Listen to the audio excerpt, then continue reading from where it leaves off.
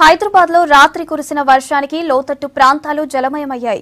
చాలా ప్రాంతాల్లో నాలాలు పొంగిపొర్లటంతో కాలనీలు, బస్తీలన్నీ నీట మునిగాయి. వర్షపు నీరు రోడ్లు, ఇళ్ల ముందు చేరటంతో జనం తీవ్ర ఇబ్బందులు పడుతున్నారు. మెయిన్ రోడ్లపై నిలిచిపోయిన నీటిని జీహెచ్ఎంసీ మాన్సూన్ బృందాలు, డిజాస్టర్ రెస్పాన్స్ ఫోర్స్ క్లియర్ చేశాయి. కాలనీలు, బస్తీల్లో నిలిచిన వరద నీటిని బల్దియా సిబ్బంది ఇప్పుడిప్పుడే క్లియర్ చేస్తున్నారు.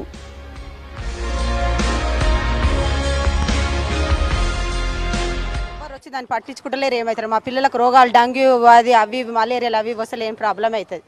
కంపల్సరీ మీరు చెయ్యాలి. ఇక అంతే, మేము చెప్పేది ఏముంది. ఇదే చాలా బాధ అవుతుంది, నడవలేకపోతున్నాం. పిల్లలకు ప్రాబ్లం అవుతుంది, స్కూల్ పోనీకి ఇబ్బంది అవుతుంది, అన్నిటికి పోనీకి ఇబ్బంది అవుతుంది.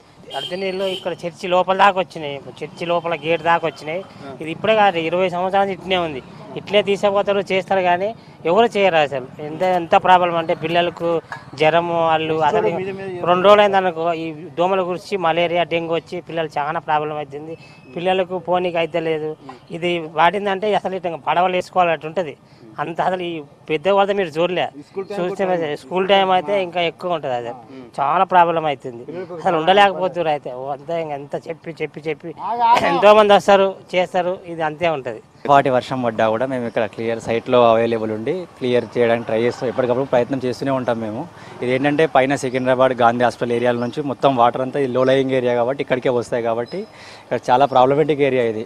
మాకున్న మొత్తం వార్డులో ఇది problematic area, Baptist church area.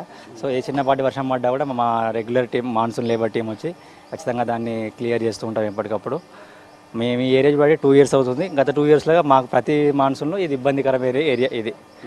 ఎప్పటికప్పుడు మేమైతే మా సాయశక్తిలో పనిచేస్తున్నాం. ఇక్కడ లేబర్ వచ్చి క్లియర్ చేయడానికి ట్రై చేస్తూనే ఉంటారు ఎప్పటికప్పుడు. అంటే 1 by 1 స్టెప్ బై స్టెప్ వస్తున్నాము. ఒక్కొక్క ఏరియాకి కొంతమంది, ఎందుకంటే ఉన్న 6 లేబర్తోని ఎన్ని ఏరియాలు ఏవైతే ప్రాబ్లమేటిక్ ఏరియాలో 1 by 1 వస్తున్నాం. ఈ నైట్ ఏంటంటే చిన్నపాటి వర్షం, ఆ వర్షంలో మనకి ఇక్కడ అసలు ఏం క్యాష్ పిట్ కవర్ కూడా కనిపించవు మనకు క్లియర్ చేయడానికి. సో కొంత ఫ్లో